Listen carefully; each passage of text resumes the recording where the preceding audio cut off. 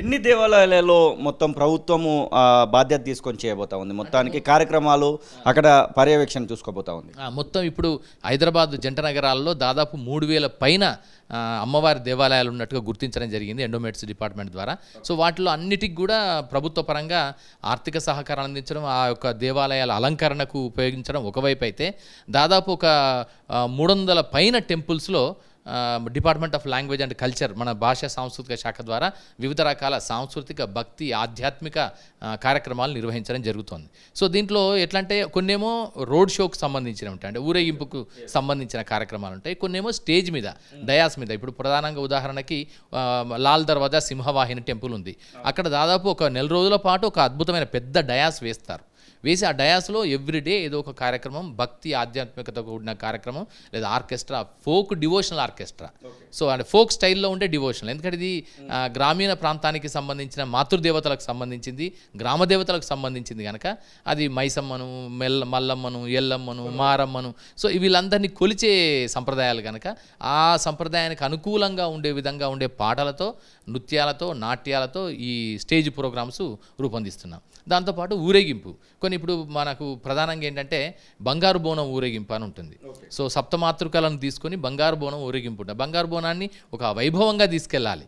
So అందుకని ఆ విధంగా అప్పుడు చేస్తున్నప్పుడు కానీ ఉజ్జయిని మహంకాళి టెంపుల్లో కానీ, లాల్ దర్వాజా సింహవాహిని దగ్గర కానీ ఈ ఊరేగింపుల్లో చాలా అద్భుతంగా చేస్తాం. మరి ఇంకొక గొప్ప విశేషం ఏంటంటే ప్రతి సంవత్సరం ఢిల్లీలో కూడా మనం ఈ బోనాల ఉత్సవాలని నిర్వహిస్తూ వస్తున్నాం. తెలంగాణ ప్రభుత్వం తరపు నుంచి ఢిల్లీలో చేస్తాం. ఎస్, ప్రభుత్వం తరపునే ఢిల్లీలో కూడా చేస్తున్నాం. సో దీనికి ఏంటంటే ఉమ్మడి దేవాలయాల కమిటీ అని ఒకటి ఉంది. ఆ ఉమ్మడి దేవాలయాల కమిటీ అండ్ భాషా సాంస్కృతిక శాఖ సంయుక్తంగా ఢిల్లీలో నిర్వహిస్తున్నాం. దాంట్లో ఢిల్లీలో ఎట్లా చేస్తామంటే గేట్ వే ఆఫ్ ఇండియా ఉంది. సో ఆ ఢిల్లీలో ఉండే ప్రధానమైన కేంద్రం అది. గేట్ వే ఆఫ్ ఇండియా నుంచి మొదలుకొని తెలంగాణ భవన్ వరకు దాదాపు డప్పులు, డోళ్ళు, బోనాల కోలాటాలు, పోతురాజులు వీళ్ళందరితో కలిపి అత్యంత వైభవం అక్కడ ఉండే తెలంగాణ నివసిస్తున్న తెలంగాణ ప్రజలు కొంతమంది ఉన్నారు అక్కడ. సో వారందరి యొక్క సమన్వయంతో, సహకారంతో ఢిల్లీ నగర వీధుల గుండా పార్లమెంటు భవనపు పరిధుల్లోంచే తెలంగాణ భవన్ వరకు ఈ ఊరేగింపు కొనసాగుతుంది. సో దానివల్ల ఏంటంటే రాజధాని నగరంలో తెలంగాణ ప్రజలకు సంబంధించిన ఒక అత్యంత అద్భుతమైన గ్రామదేవతల పండుగని అక్కడ నిర్వహించడం అని జరుగుతుంది. సో గత 10 ఏళ్ల నుంచి జరుగుతుంది. అలాగే ఇంకోటి విజయవాడ కూడా.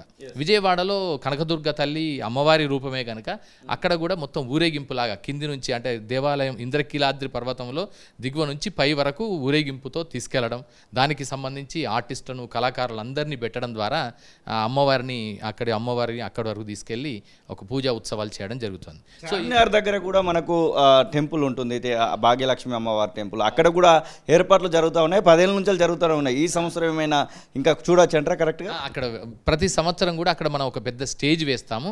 ఎందుకంటే ఊరేగింపులు అన్నీ కూడా చార్మినార్ పరిసర ప్రాంతాల నుంచే ఊరేగింపులు జరుగుతాయి కనుక, అమ్మవారి యొక్క ఊరేగింపులు కానీ, ఘటాలు కానీ, తర్వాత పలహార బండ్లు కానీ ఇవన్నీ ఉంటాయి కనుక అక్కడ ఒక స్టేజ్, పర్మనెంట్ స్టేజ్ వేసి ఆ రోజులో, నిర్దిష్టమైన రోజులో అక్కడ మొత్తం సాంస్కృతిక కార్యక్రమాలను కూడా ఏర్పాటు చేస్తున్నాం. అది కూడా కంప్లీట్గా ఇది మొత్తం entire theme is totally designed based on the spirituality, devotional and folklore style of presentation. So అందుకని ఎక్కడ సోల్ మిస్ అవ్వకుండా ఉండే విధంగా శాస్త్రీయ నృత్యాలు కానీ, తర్వాత భక్తి, ఆధ్యాత్మిక సంగీతాలు, పాటలు, ఆర్కెస్ట్రా ఇవన్నీ కూడా జరుగుతుంటాయి. సార్, ఇది మామిడి హరికృష్ణ భాషా సాంస్కృతిక శాఖ సంచాలకులు చెప్తున్న మాటలు. ఖచ్చితంగా హైదరాబాద్ దద్దరిల్లే విధంగానే బోనాల ఫెస్టివల్ని అయితే ప్రభుత్వం నిర్వహించబోతుందనేటువంటి ఆశాభావాన్ని అయితే వారు వ్యక్తం చేస్తున్న పరిస్థితి. కెమెరా పర్సన్ సతీష్తో శ్రీనివాస్, తొలి వెలుగు, రవీంద్ర భారతి, హైదరాబాద్. అసలైన తొలి వెలుగు. ఫాలో వాట్సాప్ @తొలి వెలుగు అఫీషియల్.